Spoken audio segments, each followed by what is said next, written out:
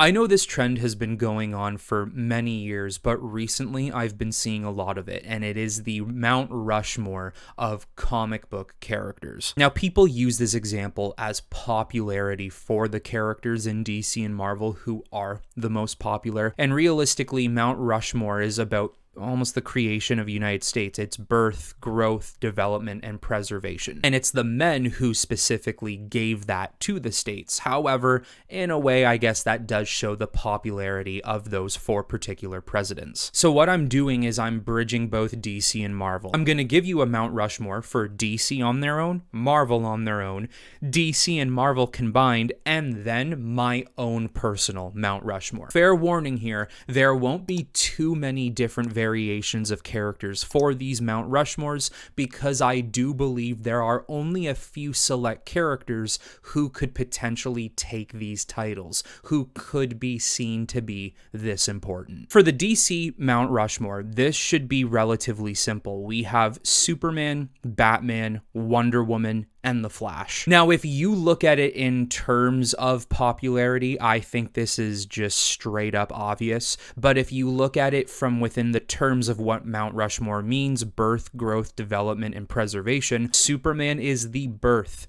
of DC Comics. Batman is the growth. It showed that you could expand into characters far different than Superman and still grow interest. Wonder Woman being development, it shows very similar things to Batman being growth in the sense that you can develop these characters into being something more than you would have ever imagined. The development of female heroes, which back then creating women of power probably wouldn't have been something that a lot of people would have liked. The Flash preservation, being that character who holds together what DC is today and what it has been over the past 80 years or so. I think these are the most important foundational pieces to DC Comics.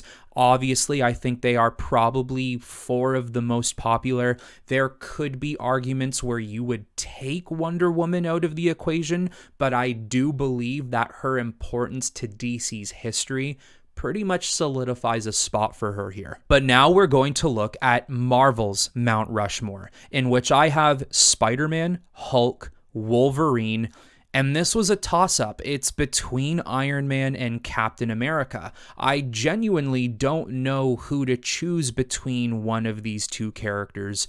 Either of them could work for the last spot. Now, this is more so on the side of popularity. I think if especially Spider-Man and Wolverine, you took them out of Marvel. Of course, the Marvel movies, the MCU, has made Marvel so successful. They were gaining success without Spider-Man and Wolverine at one point. But for the survival of the Marvel Corporation in general, I think Spider-Man and Wolverine are that important to the Marvel Universe. Hulk holds a special spot, considering he was popular in the 60s, 70s, 80s. He was popular in the 2000s, and even there is still a piece of him that is popular today. Maybe not as big as it was before, but still, I believe should hold a spot in a Mount Rushmore. Iron Man and Captain America, these are two characters I don't really think would have come to many people's minds, maybe say 10 to 20 years ago.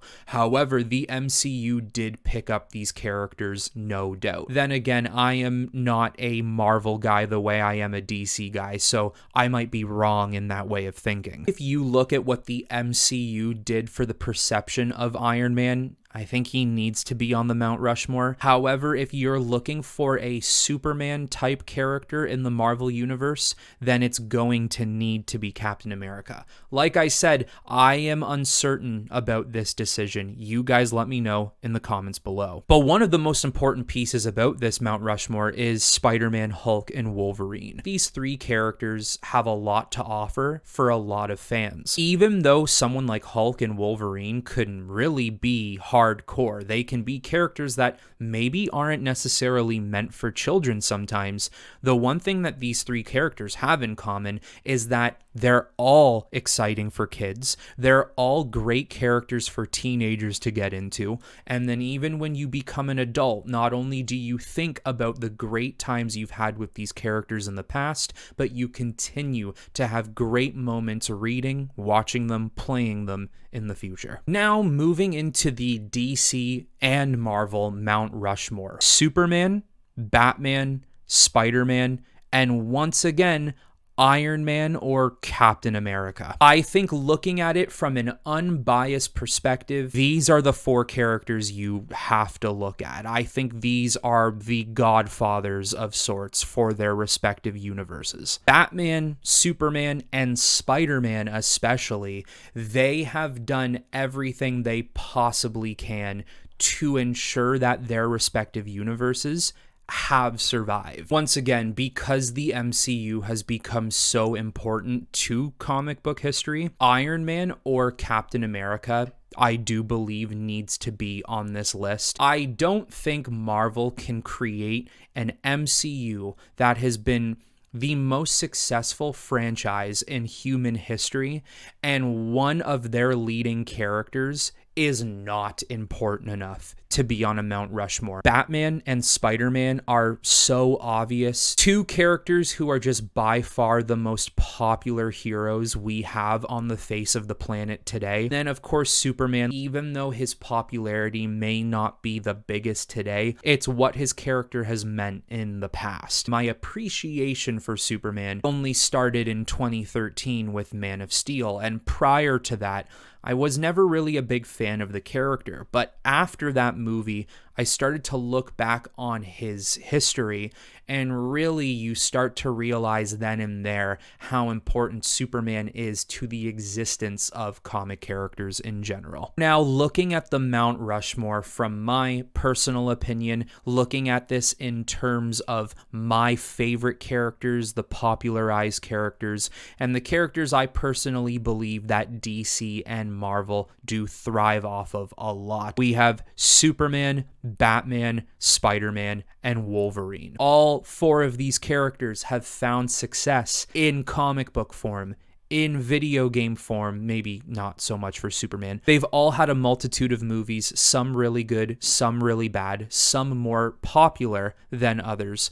And roughly, especially Batman and Spider-Man, and even Wolverine over the past couple of years, their movies draw people to the theaters. Batman, of course, being my favorite hero, but him and Spider-Man, there's no doubt they'd have to be up here. Superman, being as important as he is, has to be up here as well. But for Wolverine, I think he's really solidified his name as one of the most popular characters in Marvel history. The X-Men is great, my favorite piece of Marvel. I would argue, though, there are times where it is not as exciting as it is with Wolverine. But Wolverine has done things where he's been able to expand himself even outside of the X-Men. The Avengers, and just participating in any other group or affiliation with other Marvel characters in general. I see these four guys as the backbone to DC Marvel Comics. They have all, at one point or the other, carried these worlds to continue. We are not done here, though. We are going to be moving into the villains Mount Rushmore. So for the DC Mount Rushmore of villains, I have Joker,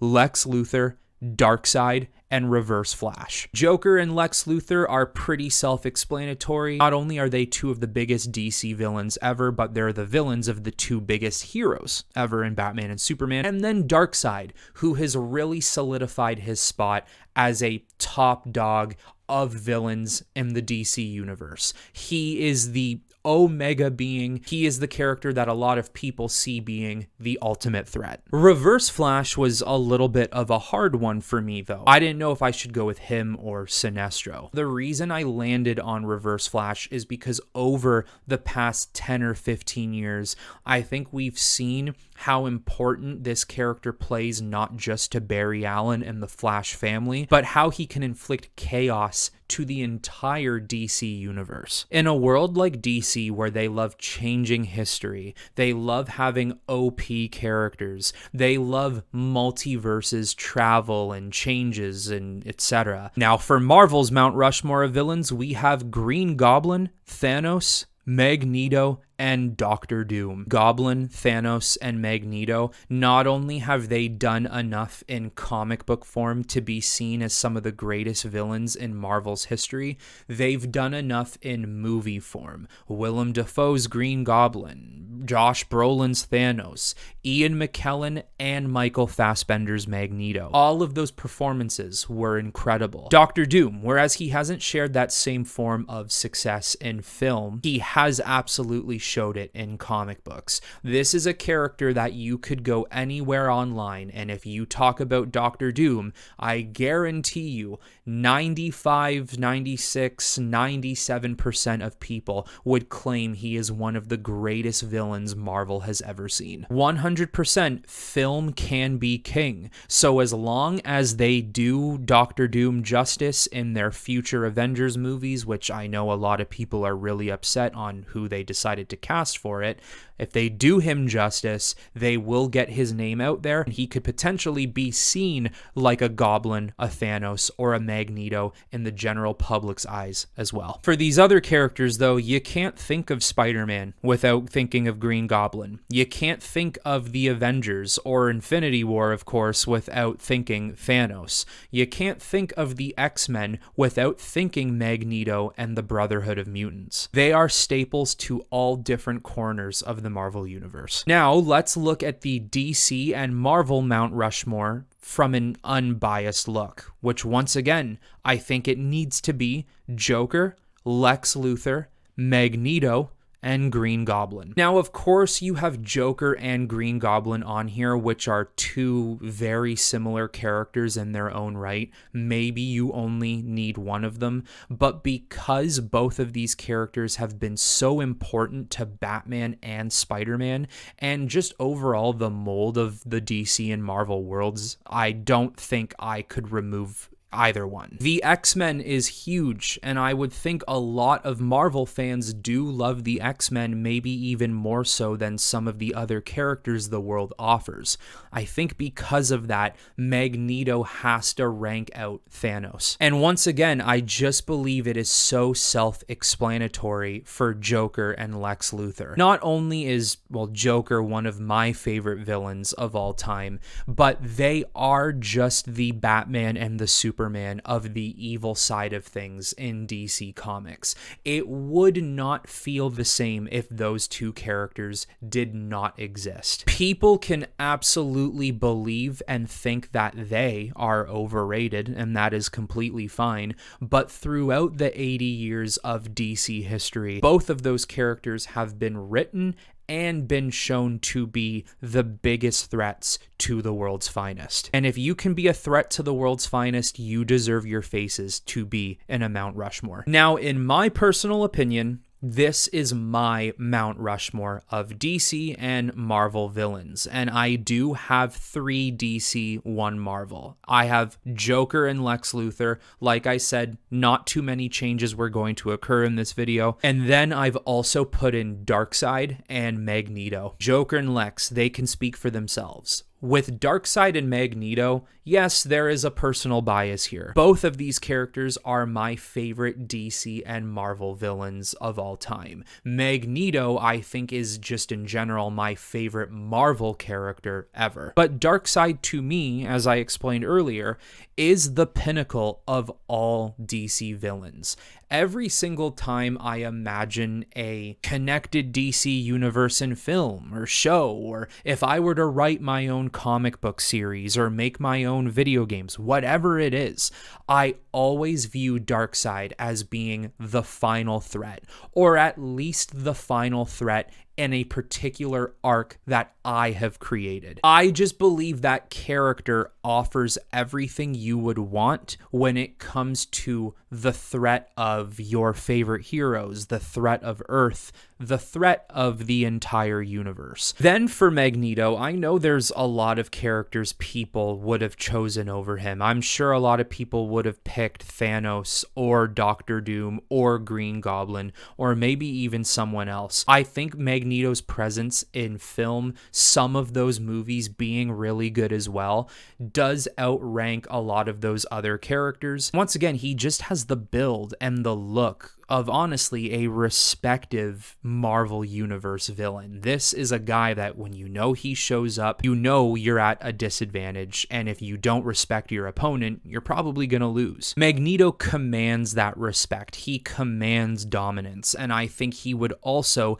command his way into a Mount Rushmore spot. But there it is. That is my take on Mount Rushmore heroes and villains for DC and Marvel characters. So you guys let me know in the comments below what your Mount Rushmore looks like for DC on its own, Marvel on its own, and what you think they are combined. I personally believe there's a lot of us who are on the same page that some are just unmovable, like Batman, Superman, Joker, Spider-Man, so on. However, I can guarantee you right now, there will be a lot of you who think a lot differently than me, at least in terms of my own personal Mount Rushmore, where you will have characters I certainly didn't. But with that being said, everyone, I hope you did all enjoy the video, and until the next time, I will talk to you all very soon.